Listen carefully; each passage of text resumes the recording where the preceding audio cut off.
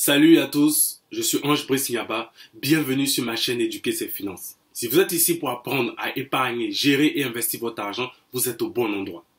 Aujourd'hui, nous allons parler de l'entrepreneuriat en Afrique. Comment avoir des fonds nécessaires pour pouvoir lancer son business, pour pouvoir démarrer son activité. Alors, restez jusqu'à la fin de la vidéo pour avoir des conseils et astuces.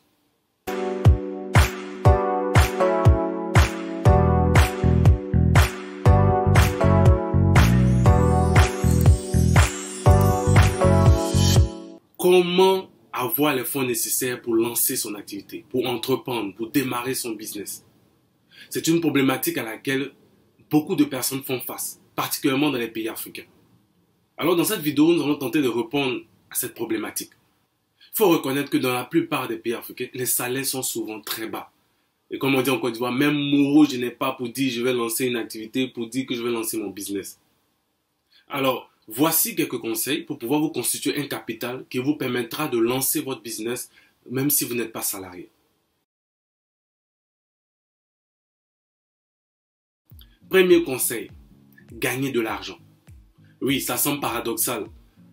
On n'est pas salarié et tu nous demandes de gagner de l'argent. Quand on parle de gagner de l'argent, on parle de faire une activité qui va faire rentrer de l'argent dans votre poche. Le but, ce n'est pas de faire carrière. Le but, c'est d'avoir une activité, comme un livre saint le dit, tout ce que ta main trouve à faire, fais-le. Le but, ce n'est pas d'avoir une carrière. Le but, c'est d'avoir une activité qui permet de gagner de l'argent et par la suite, pouvoir épargner une somme d'argent qui permet d'avoir un capital nécessaire pour lancer son activité par la suite. Donc, je fais ce travail-là, par exemple, pour 6 mois, pour 12 mois, pour 1 an, pour 2 ans, le temps de me constituer une réserve financière qui me permettra de pouvoir rebondir par la suite et lancer mon activité. Donc, c'est ce que j'appelle gagner de l'argent. Vous trouvez une activité, vous trouvez quelque chose à faire. Il y a des personnes qui ont décidé de vendre au marché, de faire des choses. Posez-vous la question, qu'est-ce que je sais faire en dehors de mes diplômes, en dehors du travail que j'aurais pu avoir? Qu'est-ce que je sais faire concrètement, naturellement? Une chose pour laquelle les gens pourraient me payer. Il y a des femmes, par exemple, qui savent tresser, qui savent cuisiner.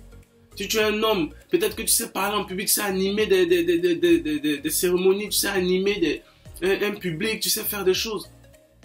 Donc, si on te paye pour cela, tu mets cet argent de côté et par la suite, tu as un capital pour lancer ton activité.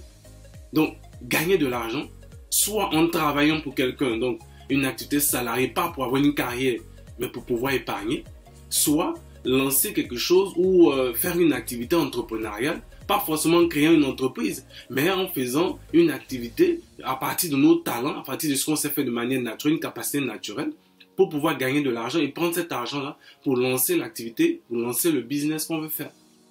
Maintenant, si on trouve que ça c'est trop compliqué, non, mais moi, franchement, il y a aussi l'aspect travailler gratuitement pour quelqu'un. Qu'est-ce que je veux dire par travailler gratuitement pour quelqu'un? Vous voulez par exemple lancer une ferme ou, je sais pas, une parcelle agricole. Il se trouve que vous n'avez pas les moyens nécessaires, vous n'êtes pas salarié, donc c'est difficile pour vous d'avoir des fonds. Vous pouvez approcher une personne qui a une ferme ou une personne qui est dans l'agriculture et aider cette personne.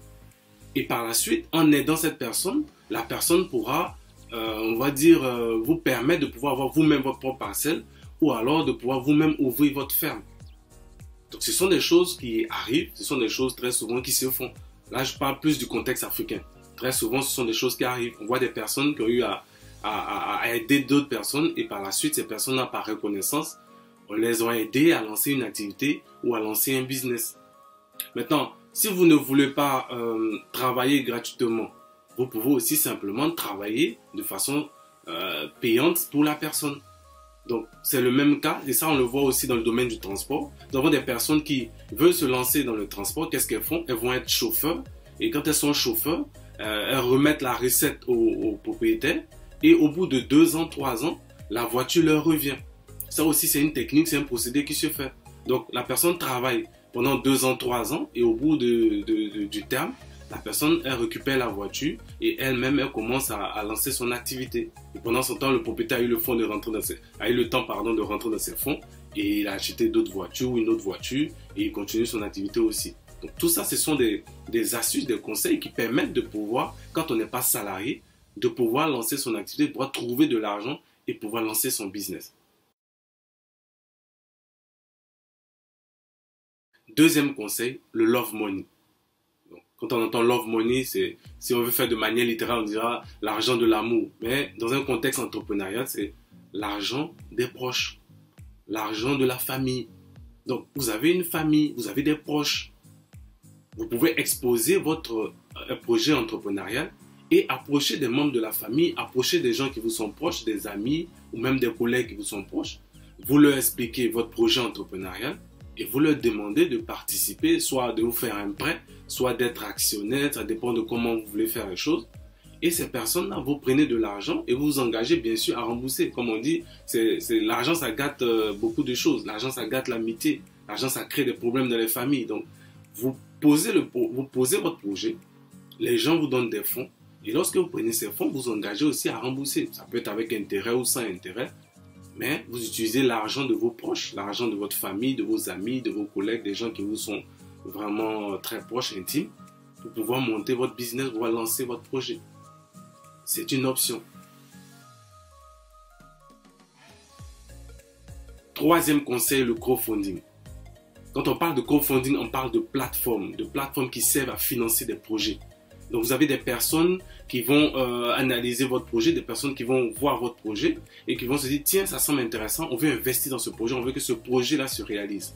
C'est ça qu'on appelle du crowdfunding. Donc on fait appel à des personnes extérieures qui vont donner de l'argent pour pouvoir financer notre projet, moyennant bien sûr soit une part de la société, soit une part des actions ou une part du bénéfice. Ça dépendra de comment vous allez vous entendre.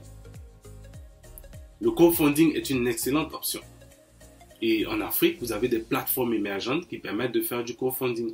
Alors, je ne vais pas donner des noms ici pour ne pas faire de publicité gratuite, mais si vous tapez sur Internet, vous pouvez voir, faites crowdfunding en Afrique, vous allez voir qu'il y a plein de plateformes qui permettent justement de pouvoir avoir de l'argent et se faire financer.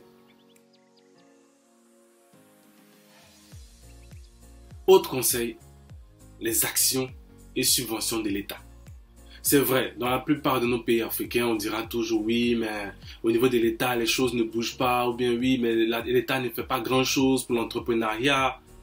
Mais dans chaque État africain, il y a toujours des programmes, il y a toujours des choses qui sont mises en place par l'État pour pouvoir financer les projets, pour pouvoir financer les entrepreneurs. C'est vrai, il y a plusieurs plaintes récurrentes sur le fait que lorsqu'on dépose des projets, on peut se faire voler son projet ou voilà, la subvention pour pouvoir venir, il faut quand même donner quelques dessous de table, tout et tout. Donc, il y a toujours quand même ces petites choses autour qui font que c'est quand même un peu compliqué, c'est vrai. Mais c'est une option qui demeure. Il ne faut pas la négliger. Donc, si vous avez un projet, il faut aussi comprendre que lorsque vous allez vers ces structures ou ces programmes, ce n'est pas tout le projet en entièreté qu'on donne. On donne un aperçu du projet de telle sorte que le projet ne peut pas être mis en place sans qu'on ne donne les éléments essentiels, les éléments fondamentaux de notre projet. Donc renseignez-vous sur les programmes spécifiques qui ont cours dans vos pays. C'est aussi un bon moyen de pouvoir financer votre projet business, votre projet entrepreneurial, même si vous n'êtes pas salarié. Enfin, le networking, le réseautage. Soyons clairs. Dans la plupart des pays africains, c'est le réseau. On prospère grâce aux relations. C'est un fait. Élargissez votre réseau. Participez à des concours. Participez à des programmes, des rencontres pour entrepreneurs. Il y a des concours qui sont organisés pour entrepreneurs pour voir la fiabilité d'un projet et qui sont récompensés par une somme d'argent qui permet de pouvoir lancer son projet. Donc, participez au concours, allez aux événements pour entrepreneurs. Et c'est pendant ces événements, justement, que vous pourrez rencontrer des personnes, soit des entrepreneurs assidus, des entrepreneurs aguerris, des entrepreneurs célèbres de votre pays, qui vont pouvoir avoir un œil sur votre projet et peut-être vous financer. Donc, c'est dans ce genre de choses, donc dans le réseautage. Quand on parle de réseautage, il faut faire attention, ce n'est pas uniquement voir celui qui passe à la télé sur Internet qui est célèbre. Non, quand on parle de réseautage, ça commence d'abord par son cercle restreint, par la famille, les amis. Donc au niveau de la famille, les amis, je veux rencontrer telle personne parce que j'ai tel projet. Il y a forcément quelqu'un qui connaît quelqu'un. Ou alors, je parle de mon projet, je dis franchement, j'aurais aimé que mon projet soit vu par telle personne, ou j'aurais aimé rencontrer telle personne, ou j'aurais aimé savoir dans la famille, est-ce qu'il y a quelqu'un qui est dans telle structure ou qui est dans telle société parce que je veux faire ci, je veux faire ça. Donc on commence déjà par ce cercle restreint. Et au fur et à mesure, lorsqu'on va à des événements ou lorsqu'on participe à des concours, on a la possibilité de pouvoir justement avoir accès à des financements ou avoir accès à des personnes qui vont être intéressés par notre vision, par notre projet et nous financer. Donc voilà en substance quelques conseils pour vous aider à trouver un financement, à vous constituer un capital pour pouvoir lancer votre business, pouvoir démarrer votre activité, même si vous n'êtes pas salarié. Il n'y a rien de sorcier là-dedans.